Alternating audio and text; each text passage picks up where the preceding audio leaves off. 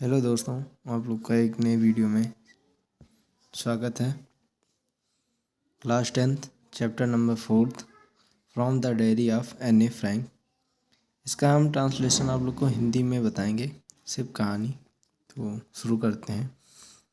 एनालिस Mary Anne Frank 12 जून 1929 से फरवरी या मार्च 1945 तक जर्मन मूल की यहूदी लड़की थी, जिसने द्वितीय विश्व युद्ध में नीदरलैंड के जर्मन कब्जे के दौरान एम्स्टर्डम में अपने परिवार और 4 दोस्तों के साथ छिपकर लिखा था। जर्मनी में नाज़ियों के सत्ता के आने के बाद उनका परिवार एम्स्टर्डम चला गया था, लेकिन जब नाज़ी कब्जे ने नीदरलैंड में विस्तार किया तो वे फंस गए थे। जैसे जैसे यहूदी आबादी के खिलाफ उत्पीड़न बढ़ता गया, परिवार जुलाई 1942 में अपने पिता ओटो फ्रैंक के कार्यालय भवन में छिपे हुए कमरों में छिप गया। 2 साल तक छिपने के बाद समूह को धोखा दिया गया और एकाग्रता शिविर प्रणाली में ले जाया गया, जहां एनी की बहन मार्गोट फ्रैंक के दिनों में बर्गन वेल्सन में टाइफस से मृत्यु हो गई। उसके पिता ओटो समूह के एकमात्र उत्तरजीवी युद्ध समाप्त होने के बाद एम्स्टर्डम लौट आए। यह पता लगाने की उनकी डायरी सहेज ली गई है, यह मानते हुए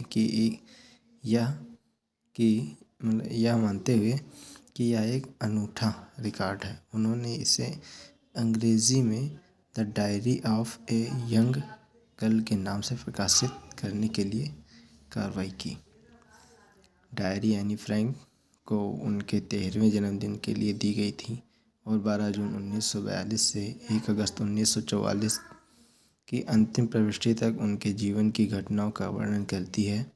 अंततः इसका मूल डच से कई भाषाओं में अनुवाद किया गया और यह दुनिया की सबसे ज़्यादा पढ़ी जाने वाली किताबें। डायरी पर आधारित कई फिल्में, टेलीविज़न और नाट्य प्रस्तुतियाँ और यहाँ तक कि एक ओपेरा भी बन चुका है। एक परिपक्व और व्यवहारिक काम के रूप में वर्णित डायरी नाज़ी कब्जे के तहत दैनिक जीवन की एक अंतरंग परीक्षा प्रदान करती है। एनी फ्रैंक होलोकॉस्ट पीड़ितों में सबसे प्रसिद्ध और चर्चित लोगों में से एक बन गई है। डायरी में लिखना। मेरे जैसे व्यक्ति के लिए डायरी में लिखना वाकई एक अजीब अनुभव है, सिर्फ इसलिए नहीं कि मैंने पहले कभी कुछ नहीं लिखा, बल्कि इसलिए भी कि मुझे ऐसा लगता है कि बाद में ना तो मुझे और ना ही किसी और को 13 साल की स्कूली छात्रा के संगीत में दिलचस्पी होगी। वो ठीक है, कोई बात नहीं।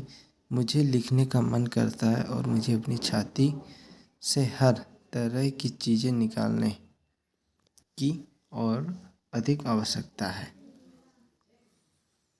कागज़ में लोगों की तुलना में अधिक धैर्य है।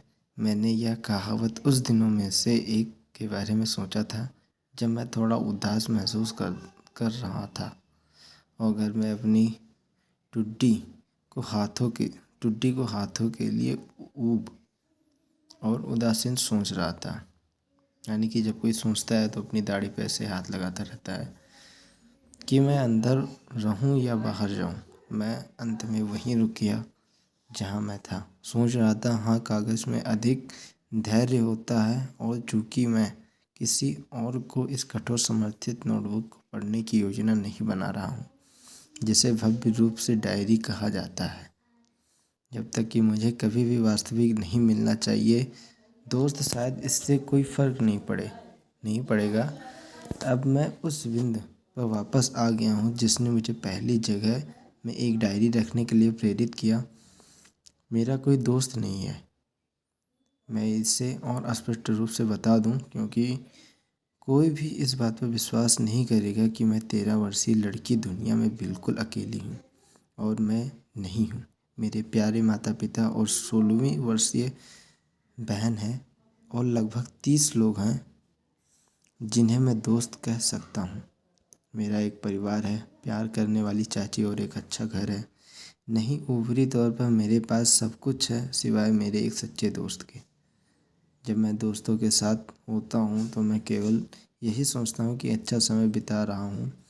मैं सामान्य रोज़मर्रा की चीज़ों के अलावा किसी और चीज़ के बारे में बात करने के लिए खुद को नहीं ला सकता। ऐसा लगता है कि हम और करीब नहीं आ पा रहे हैं और यही समस्या है। शायद यह मेरी गलती है कि हम एक दूसरे पर भरोसा नहीं करते। किसी के मामले में चीज़ें ऐसी ही हैं और दुर्भाग्य से वह बदलने के लिए उत्तरदायी नहीं है।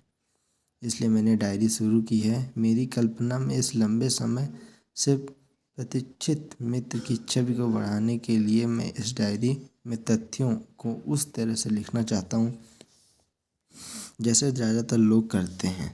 लेकिन मैं चाहता हूँ कि डायरी मेरी दोस्त हो और मैं जा रहा हूँ इस दोस्त को किट्टी बुलाओ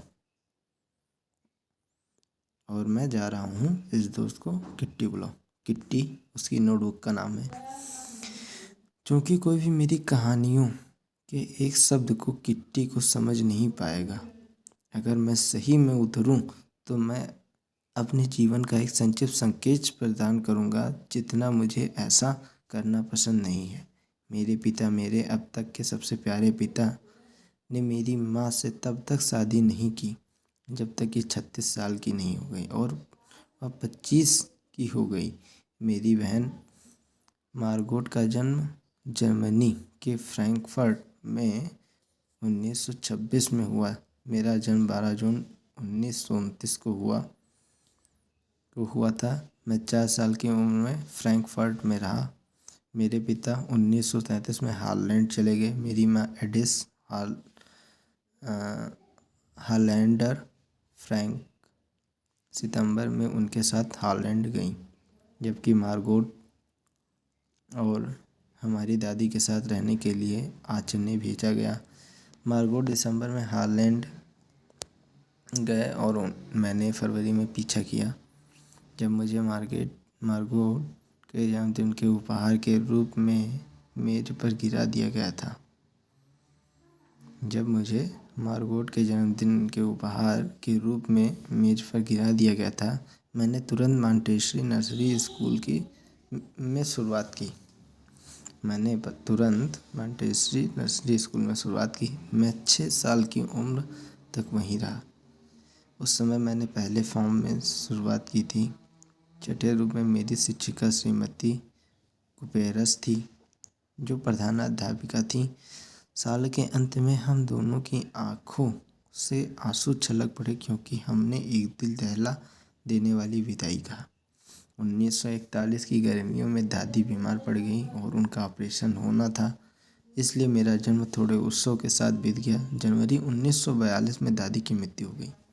कोई नहीं जानता था कि मैं कितनी बार उसके बारे में सोचता हूँ और अब भी उससे प्यार करता हूँ।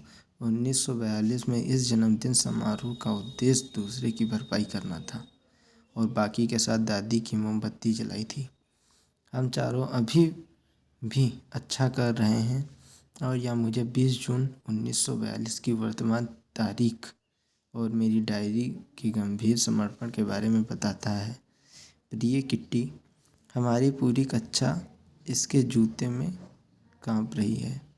कारण निश्चित रूप में आगामी बैठक है जिसमें शिक्षक तय करते हैं कि कौन अगले फॉर्म में जाएगा और किसे वापस रखा जाएगा। आधी कक्षा दांव लगा रही है। जियन और मैं अपने पीछे 2 लड़कों सियन और जैक्स, जिन्होंने अपनी पूरी छुट्टियों की बचत को अपने दांव पर लगा दिया है। सुबह से रात तक यह आसपास होने जा रहे हैं। नहीं, मैं नहीं हूँ। हाँ, आप हैं। नहीं, मैं नहीं हूँ। यहाँ तक कि जी की विनती भरी निगाहें और मेरे गुस्से के प्रकोप भी उन्हें शांत नहीं कर सकते। यदि आप मुझसे पूछें तो इतनी डमी हैं कि लगभग 1/4 कक्षा को पीछे रखना चाहिए। लेकिन शिक्षक पृथ्वी पर सबसे अप्रत्याशित प्राणी हैं। मैं अपनी गर्लफ्रेंड और अपने बारे में इतना चिंतित नहीं हूँ। हम कर देंगे। एकमात्र विषय जिसके बारे में मैं निश्चित नहीं हूँ वह है गणित। वैसे भी हम केवल प्रतीक्षा कर सकते हैं, तब तक हम एक दूसरे से कहते रहते हैं कि हिम्मत मत हारो। मैं अपने सभी शिक्षकों के साथ बहुत अच्छा व्यवहार करता हूँ। इनमें 9 हैं, 7 पुरुष और 2 महिलाएं।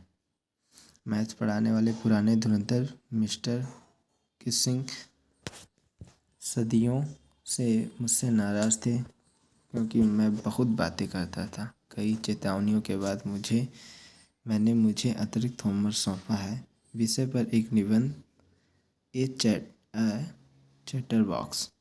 चैटर बॉक्स, आप उसके बारे में क्या लिख सकते हैं? मुझे इसके बारे में चिंता होगी। मैंने फैसला किया। मैंने अपनी नोटबुक में शीर्षक लिख दिया, उसे अपने बैग में रख लिया और चुप रहने की कोशिश की। उस शाम जब मैंने अपना बाकी का होमवर्क पूरा कर लिया तो निबंध के बारे में नोट ने मेरी नज़र को पकड़ लिया। मैं अपने फाउंटेन पेन की नोक चबाते हुए विषय के बारे में सोचने लगा।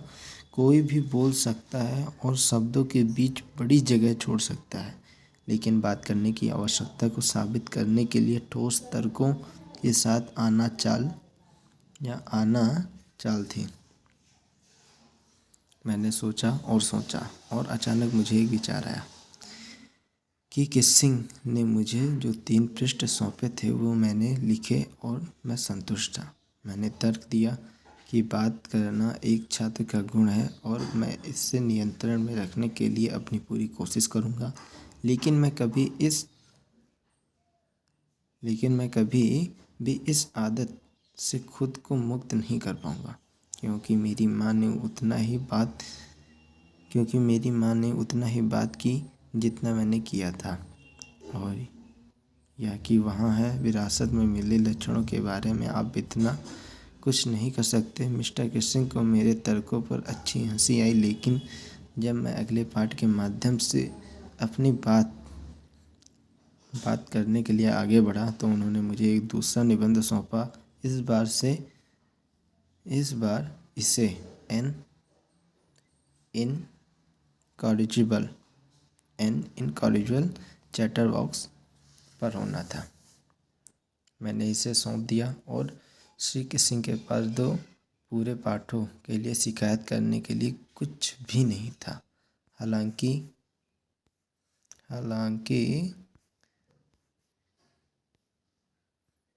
हालांकि तीसरे पाठ के दौरान उसके पास आखिरकार पर्याप्त था। एनी फ्रैंक कक्षा में बात करने की सज़ा के रूप में एक निबंध लिखे जिसका शीर्षक है quack quack quack sad mistress chatterbox. Class गरज उठी। मुझे भी हंसना पड़ा। हालांकि मैंने चैटरबॉक्स के विषय पर अपनी सरलता को लगभग समाप्त कर चुका था। या कुछ मौलिक लेकर आने का समय था। मेरे दोस्त सन्ने, जो कविता में अच्छे हैं, ने मुझे कविता में शुरू से अंत तक निबंध लिखने में मदद करने की पेशकश की और मैं खुशी से झूम उठा। मिस्टर किसिंग इस हास्यास्पद विषय के साथ मुझ पर एक मजाक खेलने की कोशिश कर रहे थे, लेकिन मैं यह सुनिश्चित करूँगा कि मजाक उस पर हो। मैंने अपनी कविता समाप्त की और यह सुंदर थी। यह एक बतख की माँ और 3 बतखों के साथ एक पिता हंस के बारे में था, जिन्हें पिता ने काट लिया था क्योंकि उन्होंने बहुत अधिक चुटकी ली थी। सौभाग्य से श्री किसिंग ने मजाक को सही तरीके से लिया। उन्होंने कविता को कक्षा में पढ़ा, अपनी टिप्पणियों को जोड़ते हुए, और कई अन्य कक्षाओं में भी। तब से मुझे बात करने की अनुमति दी गई और मुझे कोई अतिरिक्त होमवर्क नहीं सौंपा गया। इसके विपरीत मिस्टर किसिंग इन दिनों हमेशा मजाक उड़ाते हैं। तुम्हारी any. The diary of a young girl से निकाला गया, थोड़े ही अनुकूल के साथ। तो दोस्तों, आप लोग को वीडियो अच्छा लगा हो तो लाइक करें, शेयर करें, कमेंट करें और सब्सक्राइब करें। आप लोग का सपोर्ट चाहिए और अपने दोस्तों के साथ इसे ज़्यादा से ज़्यादा शेयर करें। थैंक यू, धन्यवाद।